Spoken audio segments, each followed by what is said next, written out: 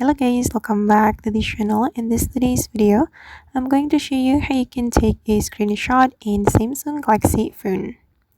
Okay, let's get into it guys. Here I have opened my Samsung Galaxy phone, and if we want to take a screenshot in our Samsung Galaxy phone, we have to press the power button and the volume button at the same time, and I'm going to demonstrate it to you. Just press your volume button and your power button like this guys.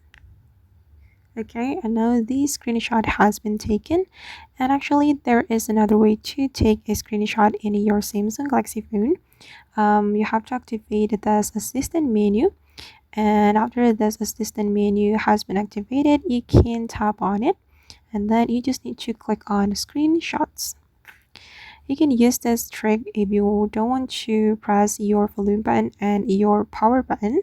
And to activate the assistant menu, you can go to your setting and then go to the accessibility setting, this one, and then go to the interaction index 3D. And here you just need to click on the toggle button to activate the assistant menu. Alright guys, and that's how we can take a screenshot in Samsung Galaxy phone. I hope this video will be useful for you. Thank you so much for watching and see you in the next video.